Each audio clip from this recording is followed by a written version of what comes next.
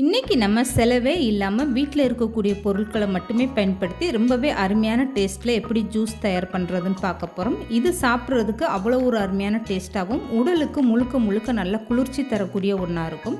வாங்க இந்த அருமையான ஜூஸ் எப்படி தயார் பண்ணுறதுன்னு பார்க்கலாம். ஹலோ ஃப்ரெண்ட்ஸ், வெல்கம் டு சமையல் டிலைட்.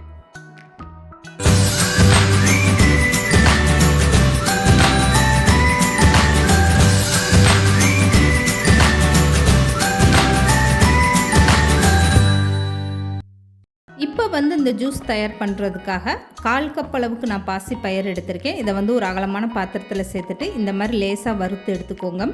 இதுக்கப்புறமா இதை நல்லா ஆற வச்சுட்டு ஒரு மிக்ஸி ஜாரில் சேர்த்து நல்லா நைஸாக பவுட்ரு பண்ணி எடுத்துக்கோங்க. இதோடைய அளவுன்னு பார்த்தீங்கன்னா நான் 5 ஸ்பூன் கணக்கில் சேர்த்துருக்கேன். நீங்கள் அதிக அளவில் கூட வறுத்துட்டு இந்த மாதிரி பவுட்ரு பண்ணி வச்சுக்கிட்டிங்கன்னா எப்போ உங்களுக்கு தேவையோ அந்த மாதிரி டயத்தில் நீங்கள் இந்த மாதிரி ஜூஸாக தயார் பண்ணி எடுத்துக்கலாம். இப்போது இந்த பாசி பயிரை நல்லா ஆற வச்சுட்டு அரைச்சி எடுத்தாச்சு. அரைச்சி எடுத்து இந்த பாசிப்பயிறு மாவை ஒரு ஜல்லடையில் சேர்த்து சளிச்சு எடுத்துக்கோங்க. நான் இந்த ஜூஸ் தயார் பண்ணுறதுக்காக அவ்வளோ மாவையும் சேர்க்க போகிறதில்ல. இதிலேருந்து 3 ஸ்பூன் மாவு மட்டும்தான் நான் பயன்படுத்த போகிறேன். இப்போ பாருங்கள், 1-2 அரைப்படலாட்டினாலும் இந்த மாதிரி ஜல்லடையில் அப்படி தங்கிடும். இப்போ இந்த மாவை ஒரு டப்பாவில் நீங்கள் போட்டு வச்சுக்கோங்க. உங்களுக்கு தேவைப்படும் போது இதை நீங்கள் பயன்படுத்திக்கலாம். இப்போது ஒரு அகலமான பாத்திரம் எடுத்துக்கோங்க. இதில் 3 ஸ்பூன் அளவுக்கு பாசிப்பயிறு மாவை சேர்த்துக்கோங்க.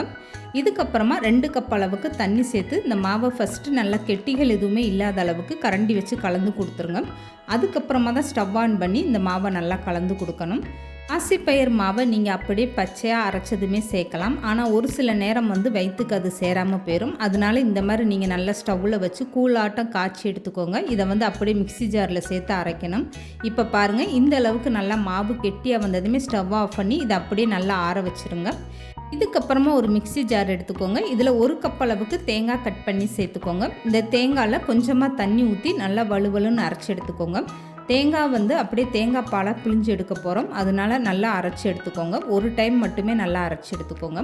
இப்போ தேங்காவும் அரைச்சி எடுத்துகிட்டு வந்தாச்சு. அரைச்ச தேங்காவை அப்படியே ஒரு ஜல்லடையில் நீங்கள் வடிகட்டி எடுத்துக்கோங்க. சக்கையோடு சேர்க்க வேண்டாம்.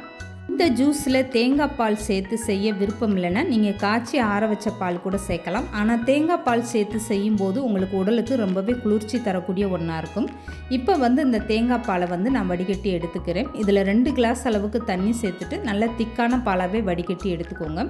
இப்போ இந்த தேங்காய் சக்கையெல்லாம் நல்லா பிழிஞ்சு எடுத்துக்கோங்க. இதில் பாசிப்பருப்பு தேங்காய் பால்லாம் சேர்க்கும்போது உடலுக்கு ரொம்பவே குளிர்ச்சி தரக்கூடியதாக இருக்கும். இந்த மாதிரி ஜூஸை நீங்கள் அதிக அளவில் செஞ்சுட்டு ஃப்ரிட்ஜில் வச்சுட்டு எப்போ தேவைப்படுதோ அப்போ எடுத்து நீங்கள் குடிச்சிக்கலாம். ரொம்பவே அருமையான டேஸ்ட்டாக இருக்கும். இதை 2லேருந்து 3 நாள் கூட நீங்கள் பயன்படுத்தலாம். இப்போ இந்த தேங்காய் பால் அப்படியே ஓரமாக எடுத்து வச்சுருங்க. இதுக்கப்புறமா 10லேருந்து 15 பாதாம் பருப்பு நான் ஒரு நாள் ஃபுல்லாக ஊற வச்சு எடுத்திருக்கேன். இதே நீங்கள் சுடுதண்ணியில் ஊற வச்சிங்கன்னா 2லேருந்து 3 மணி நேரம் ஊற வச்சிங்கன்னா போதும். இப்போது ஊற வச்ச பாதாம் பருப்பை தோல் நீக்கி எடுத்து வச்சுக்கோங்க. இந்த பாதாம் பருப்பை அப்படியே மிக்ஸி ஜாரில் சேர்த்து அரைச்சி எடுத்துக்கலாம். இந்த மாதிரி நீங்கள் பாதாம் பருப்பெல்லாம் சேர்த்து இந்த ஜூஸ் தயார் பண்ணும்போது குடிக்கிறதுக்கு ரொம்பவே அருமையான டேஸ்ட்டாக இருக்கும். இப்போ பாதாம் பருப்பில் இருக்க தோலெல்லாம் நீக்கி எடுத்தாச்சு. இதை அப்படியே ஒரு சின்ன மிக்ஸி ஜாரில் சேர்த்து அரைச்சி எடுத்துக்கலாம். இப்போ தோல் நீக்கின பாதாம் பருப்பு அப்படியே மிக்ஸி ஜாரில் சேர்த்துக்கோங்க. இது கூடவே நம்ம காய்ச்சி வச்சுருக்க பாசிப்பயிறு மாவையும் அப்படியே சேர்த்துக்கோங்க. இதை சேர்த்துட்டு இது கூடவே கொஞ்சமாக பச்சை தண்ணி சேர்த்து நல்லா வலுவலுன்னு அரைச்சி எடுத்துக்கோங்க. இந்த பாசிப்பயிறு மாவை நீங்கள் நல்லா ஆற வச்சுட்டு அதுக்கப்புறமா மிக்ஸி ஜாரில் சேர்த்து அரைச்சிக்கோங்க. சூடோடு இருக்கும்போது அரைச்சிங்கன்னா மேலெல்லாம் தெறிக்க ஆரம்பிச்சிடும். இப்போ இந்த பாசிப்பயிறு பாதாம் பருப்பெல்லாம் சேர்த்து நல்லா வலுவலுன்னு அரைச்சி எடுத்துகிட்டு வந்தாச்சு.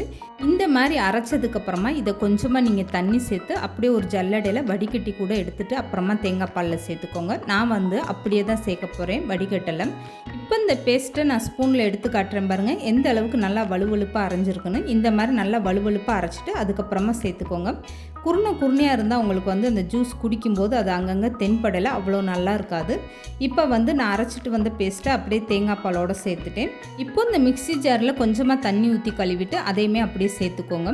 இதுக்கப்புறமா 1/2 கப் அளவுக்கு நான் நாட்டு சக்கரை சேர்த்துருக்கேன். நீங்கள் விருப்பப்பட்ட வெள்ளை சக்கரை கூட சேர்த்துக்கோங்க. இப்போ நாட்டு சக்கரை சேர்த்ததுக்கப்புறமா ஒரு டைம் இந்த மாதிரி கரண்டி வச்சு நல்லா கலந்து கொடுத்துருங்க. இந்த சர்க்கரையெல்லாம் நல்லா கரைஞ்சி வரட்டும். உங்களுக்கு ஒரு வேளை சக்கரை சேர்க்க விருப்பம் இல்லைன்னா 10லேருந்து 15 பேரிச்சம்பழத்தை நல்லா ஊற வச்சு மிக்ஸியில் அரைச்சிட்டு அதை சேர்த்துக்கோங்க. இனிப்பு அதுவே கரெக்டாக இருக்கும். இப்போ ஒரு கிண்ணத்தில் நான் சப்ஜா விதையை எடுத்து 3 மணி நேரமாக ஊற வச்சு எடுத்திருக்கேன். இந்த சப்ஜா விதைகள் வந்து 3 ஸ்பூன் அளவுக்கு சேர்த்துக்கோங்க. இது வந்து நல்ல உடலுக்கு குளிர்ச்சி தரக்கூடிய ஒன்று. இதெல்லாம் டிபார்ட்மெண்ட் ஸ்டோரில் ரொம்பவே ஈஸியாக கிடைக்கக்கூடிய பொருட்கள். இப்போ வந்து 2 பாதாம் பிசிறு எடுத்து நான் வந்து இதையுமே நல்லா ஊற வச்சு எடுத்திருக்கேன். இதிலிருந்து ஒரு 3 ஸ்பூன் அளவுக்கு சேர்த்துக்கோங்க. பாதாம் பிசிறு மட்டும் எப்போதுமே நைட்டு ஊற வச்சிங்கன்னா காலையில் வந்து அது கரெக்டாக நல்லா ஊறி இருக்கும். அப்படி இல்லைன்னா குறைஞ்சது 4லேருந்து 5 மணி நேரம்னாலும் நல்லா ஊற வச்சு எடுத்துக்கோங்க. சப்ஜா விதை உங்களுக்கு 1 மணி நேரத்தில் கூட ரொம்ப ஈஸியாக ஊறி வந்துடும். ஆனால் பாதாம் பிசிறு ஊறுறதுக்கு தான் கொஞ்சம் டைம் எடுக்கும். இப்போ வந்து இதெல்லாம் சேர்த்ததுக்கப்புறமா ஒரு டைம் கரண்டி வச்சு இந்த ஜூஸை நல்லா கலந்து கொடுத்துருங்க. அவ்வளோதாங்க. இந்த ஜூஸை அப்படியே நீங்கள் ஃப்ரிட்ஜில் வச்சுட்டு கூட எப்போ தேவைப்படுதோ அந்த மாதிரி டயத்தில் எடுத்து குடிச்சிக்கலாம். அப்படி இல்லை உடனே குடிக்கணும்னா இந்த மாதிரி நீங்கள் ஐஸ் க்யூப் சேர்த்து கலந்து விட்டுட்டு வீட்டில் உள்ளவங்களுக்கெல்லாம் பரிமாறலாம். அவ்வளோதாங்க. வீட்டில் இருக்கக்கூடிய பொருட்களை பயன்படுத்தி ரொம்ப ஈஸியாக வெயில் காலத்தில் அருமையான ஒரு ஜூஸ் தயார் பண்ணி வச்சு பாருங்கள். இந்த வீடியோ பிடிச்சிருந்தா லைக் பண்ணுங்கள், ஷேர் பண்ணுங்கள். மறக்காமல் சமையல் டிலீட் சேனலை சப்ஸ்கிரைப் பண்ணுங்கள்.